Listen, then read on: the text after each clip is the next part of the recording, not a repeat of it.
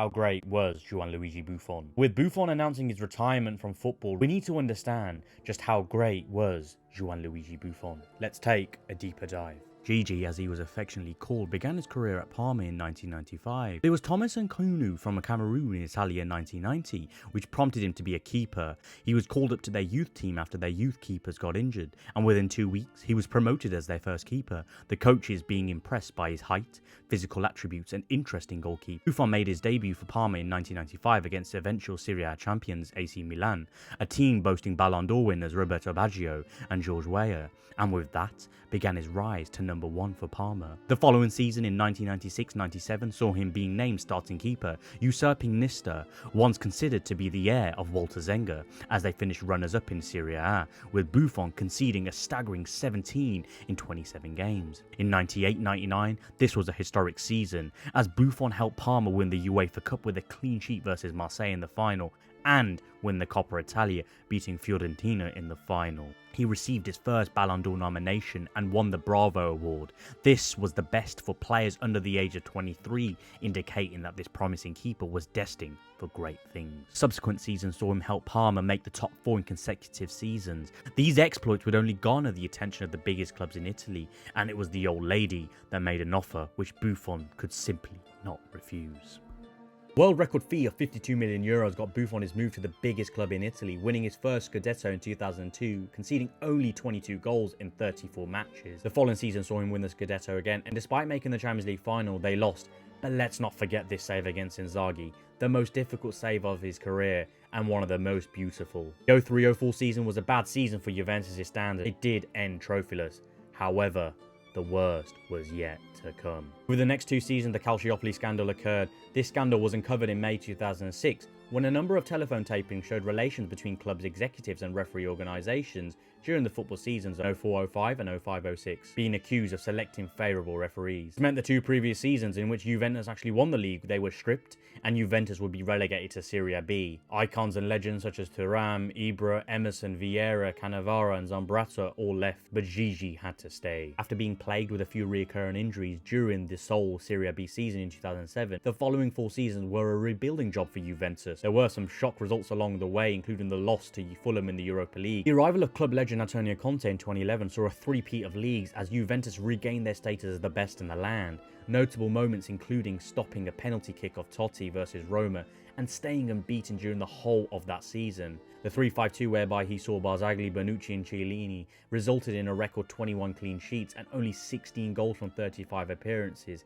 He had an 82% save percentage, which was the best in Europe. He was made captain during the 2012-13 season. They conceded 19 goals in that season, and in the 13-14 season, more history was made as Juventus won their 30th crown. They won the league with an Italian record of 102 points, 33 wins, 19 goals conceded, with Buffon having 18 clean sheets in 33 appearances. The subsequent departure of Antonio Conte and arrival of Massimiliano Allegri in 2014 was the beginning of the European assault for Juventus and their quest for a third UCL and first since 1996. Buffon started the 14-15 season in style, going 616 minutes unbeaten, and he was nominated for the FIFA Pro World XI for a record 10th time, the only goalkeeper at the time to be nominated for the award every year since its inception in 2005. He was in the top 5 goalkeepers for the 15th consecutive year. There was a man of the match performance versus Real Madrid in 2015, but unfortunately there was still no Champions League as they were beaten by treble-winning Barcelona in the final. In the 15-16 season, his unbeaten streak of 836 minutes without conceding a goal was the 3rd best unbeaten streak in Serie A history,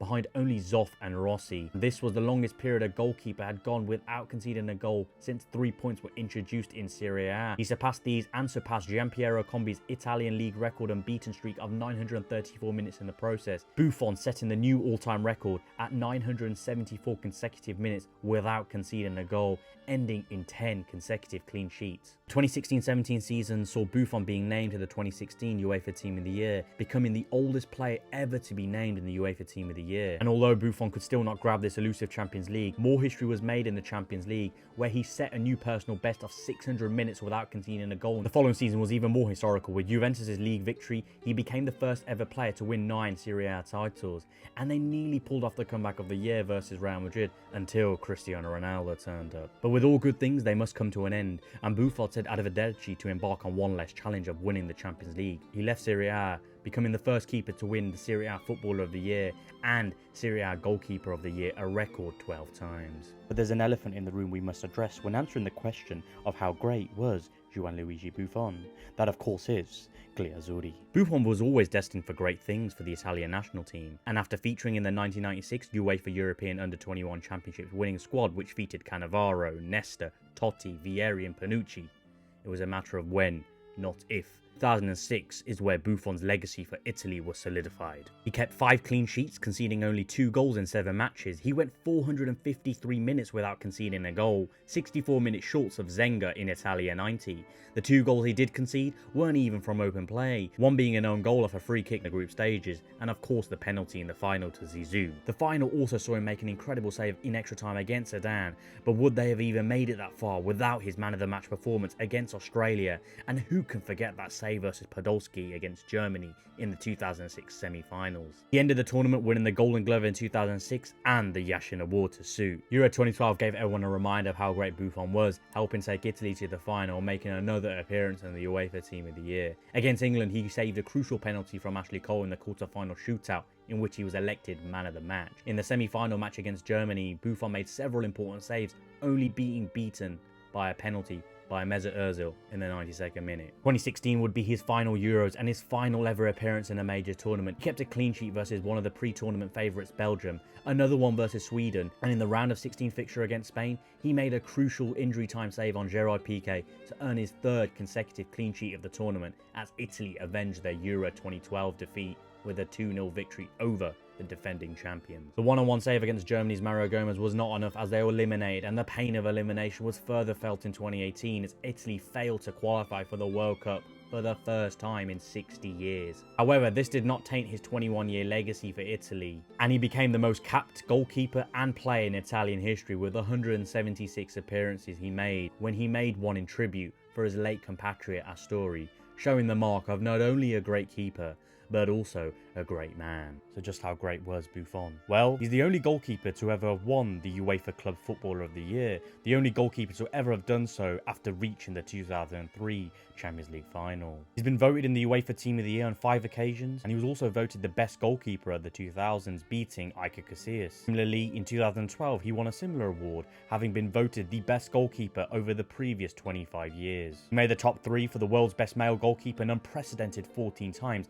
winning it a joint record 5 times. He never won the Ballon d'Or, finishing runner-up in the 2006 edition, losing to his compatriot Fabio Cannavaro. He was the first goalkeeper to ever have won the Golden Foot Award. This was given to players for their athletic ability, their achievements, and of course their personality. This personality stood him in good stead, and although he never managed to win the UCL, he definitely won the hearts of every football fan that saw him play. Outstanding shot-stopping abilities, great footwork, acrobatic dives, cat-like reflexes and reliable distribution is the reason why Buffon is so revered around the world. He was the epitome of what a modern goalkeeper was meant to be like in the 21st century, and if keepers strive to achieve only 10%, then they would also be held in high esteem. So what was the question again? How great was Gianluigi Buffon? Well, he was very great.